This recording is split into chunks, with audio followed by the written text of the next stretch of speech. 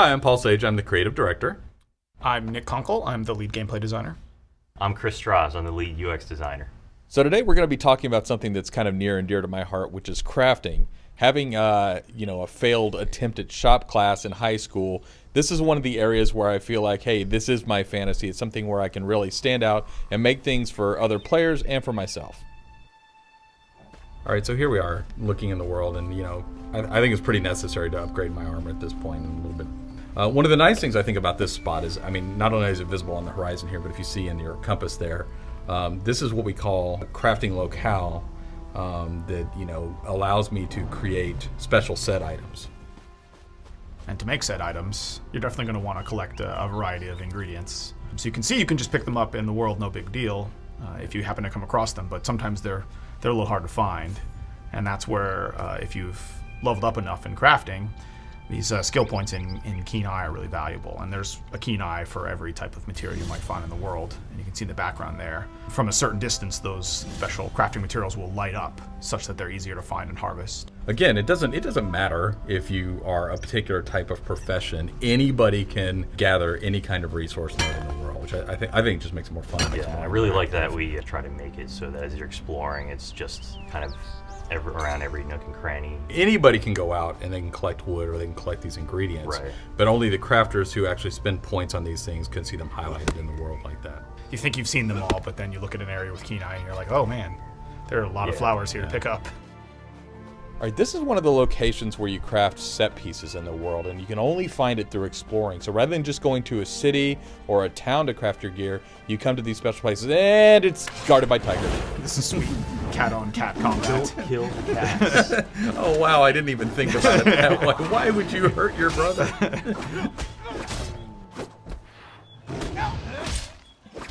But yeah, in addition to just, running around and finding different things you could use for crafting, there's leather you'll come across on different creatures, the different ingredients that you can use depending on what you're trying to craft. Yeah. And now that we've dispatched our kind of distant relatives, it looks like we are going to go into an alien ruin here to craft these special set pieces.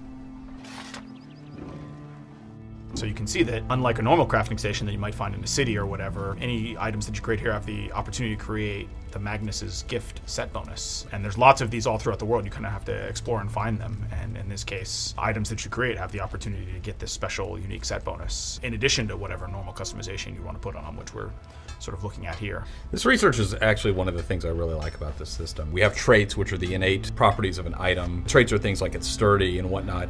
And here, to actually learn to put a trait on an item, you have to destroy that item that already has that trait, and then over time you learn how to do that. So you become one of the crafters who can really start to specialize. Say all the traits on a sword, well then people are going to naturally try to seek you out and buy swords from you.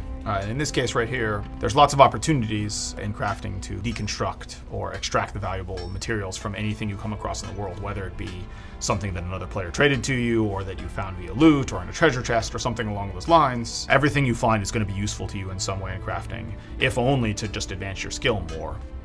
So the entire world is really integrated into that system. The idea is really to give you a high level of control.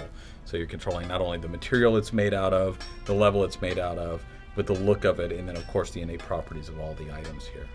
You could really kind of create some cool stuff here. In this case, you can choose to make a Khajiit armor that looks like the Khajiit style versus whichever else you might want. In this case, you can make Khajiit because you are a cat, and I think, again, just the thing to emphasize here is you're creating this very custom piece of gear, and in this case, maybe it's a simple one that's just a chess piece. Oh, nice switch there. Yeah, that was Nice. good.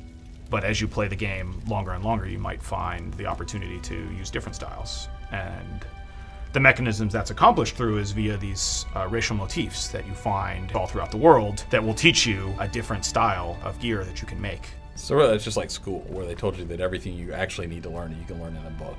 Exactly. Yeah. But here you'll actually use what you've learned. Oh, come on now. Nose. I think it's worth mentioning that you don't find this set in the world. It doesn't drop. only crafters can craft this particular set piece in this particular location in the world. It really ties the crafting system in with exploration in the world. There's social elements there too, like, oh man, I found this one ruin you can go to, and there's kind of a legendary station there that lets you make the Magnus's gift set bonus, which is pretty good, and it's a set bonus that was completely unique to crafting. So if you really want a 5% chance to negate the cost of spell, you gotta find a crafter who's willing to go there and make it for you. Yeah. When you want to improve an item, so when you first create an item, it's going to start out at this quality level, at the lowest quality level, which is white here. And then you'll raise it up to the next quality level, which is fine or green.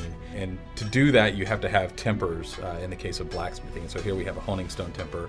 There's a little bit of a gambling game here. The more tempers you add, the better chance you have to get to the next quality level. But if you don't have those 100%. tempers, That's not much of a gamble, It's though. not a big risk there. Yeah, that's Look. not much of a gamble at 100%. Yeah, I invested heavily in Magnus's Curious here. I don't think it's curious. I think it's Curious, I whatever. think it's Okay, much more come fun when you take a little bit of a risk. And this is really the gambling portion part of the game. This is where you're deciding if you want to try to improve the quality of the item. Although I do not. And by fun, you mean I'm never ever going at something like, say, 45% here, which is the only. Oh, geez. We're out of dwarven oil. We only have a 45% chance to do it. This is totally a pressure luck moment here. I This is would the not do this. big money, no whammy. Big Oh. money, no whammy.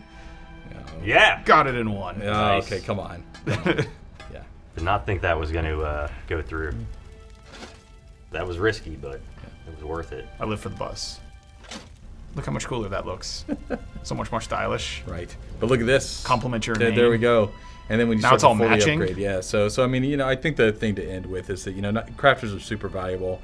They can take the best items in the world and make them better, and they can also make the best gear.